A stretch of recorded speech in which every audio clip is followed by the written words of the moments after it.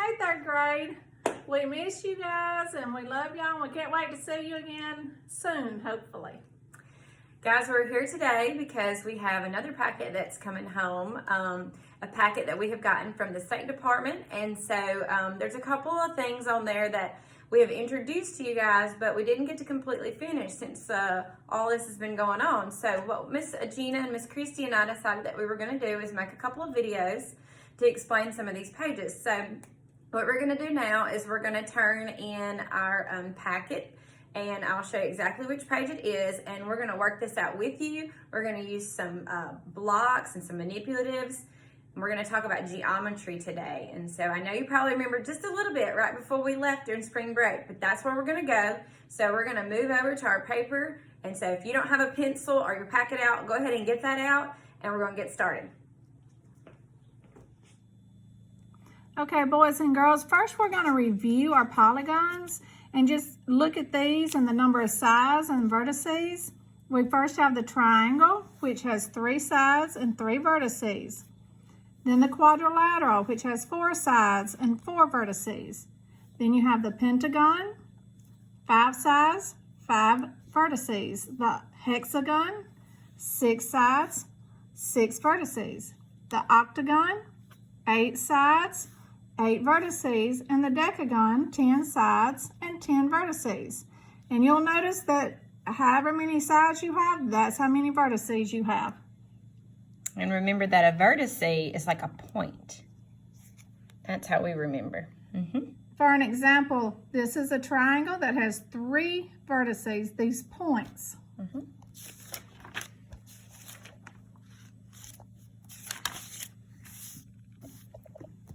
Okay, now we're going over to quadrilaterals, which have 4 sides. And there are different types of quadrilaterals. We have the trapezoid, a parallelogram, a rectangle, a rhombus, and a square. And if you will look, it will tell you all about each quadrilateral. A trapezoid has exactly 1 pair of parallel sides. A parallelogram has 2 pairs of parallel sides. Now, parallel is when the 2 sides do not meet each other. Remember that. If they just kept going, they would not intersect. Like a railroad track. Now, a rectangle has 4 right angles. Each angle is a right angle. Now, a rhombus, all sides are the same length. A square has 4 right angles and all sides are the same length. It has to have both of those.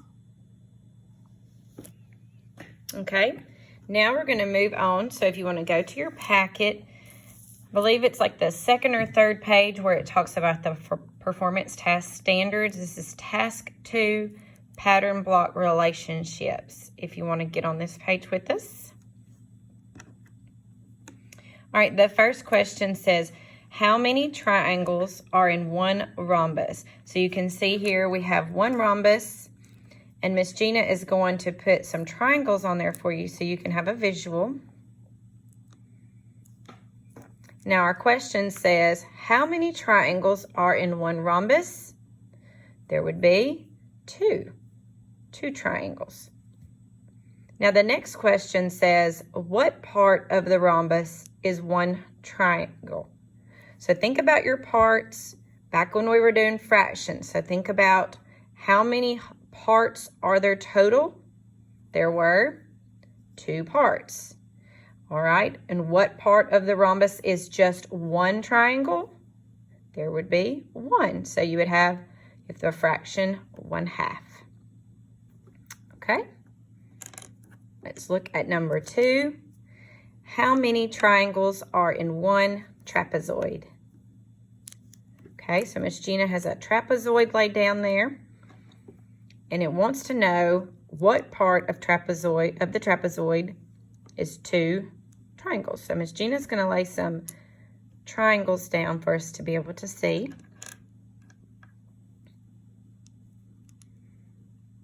Oh, so this one has 3 total parts. So 3 total parts, and it wants to know, so our bottom number there in our fraction, remember, would be our whole, which would be 3, and then it says what part of trapezoid is 2 triangles? So then your top number would be a 2. So the fraction is 2/3. Remember, your bottom number is your denominator. That's the total number of triangles. And your top number is your numerator, which is, it asks for how much did 2 triangles take, and it would be 2/3 of the trapezoid. Okay. Number 3, we have a hexagon. So they're needing to know how many triangles are in one hexagon. So we're going to have to use several triangles this time. How many do you think it's going to take? Think. Oh, I bet you know now.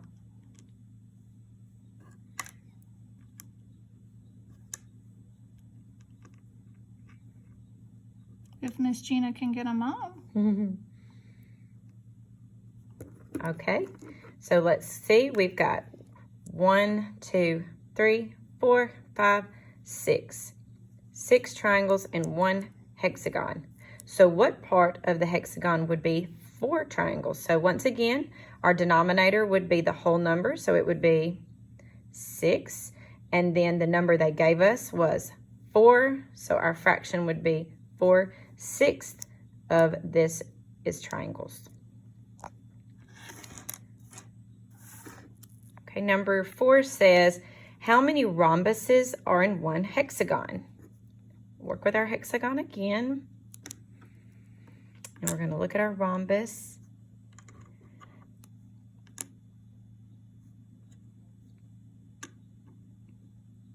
Okay, so we were able to use 1, 2, 3 rhombuses. Now this one says, what part of the hexagon is 3 rhombuses? So if our denominator, the whole number would be 3, and then it told us to use 3, and I hope you remember this. I bet you do. 3/3 would equal 1 whole. Good job. Okay, number 5, it says, how many trapezoids are in one hexagon?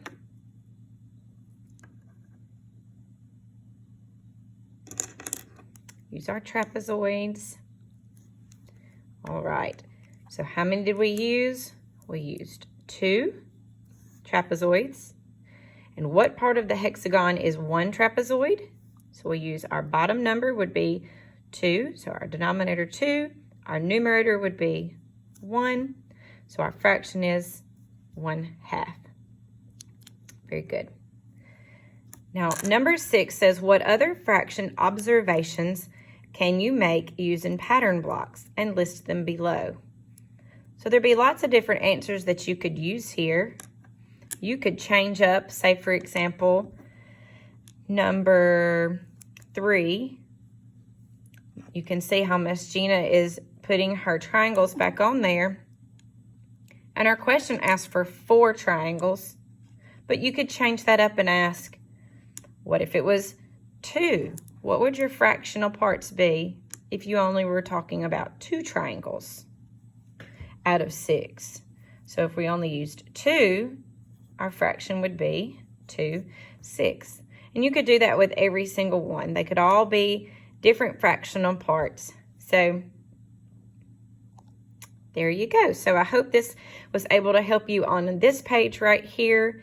And anyway, we'll see you soon.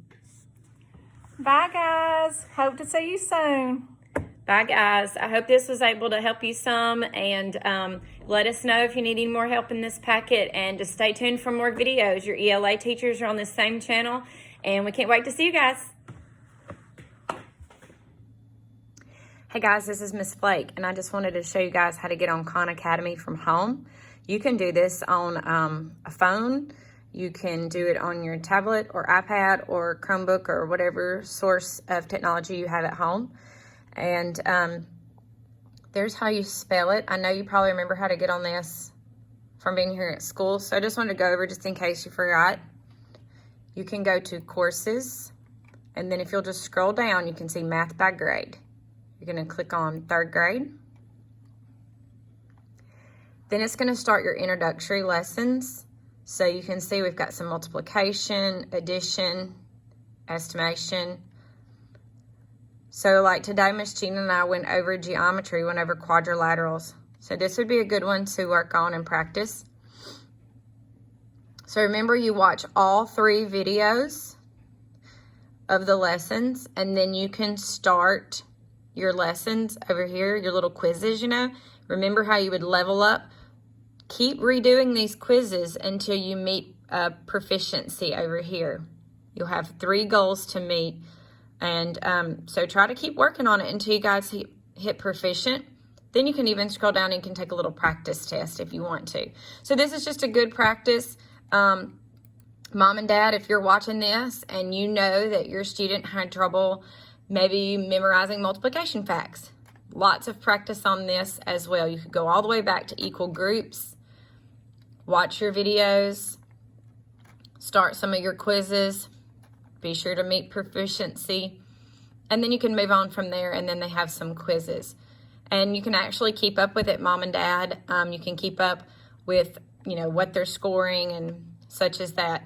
If you're just wanting to watch things that maybe you missed, 4th 9 weeks, quadrilaterals is a good one. Area and perimeter is always good because that's just something in 3rd grade that we struggle with. Time, for sure. Time was one thing that we didn't get to do.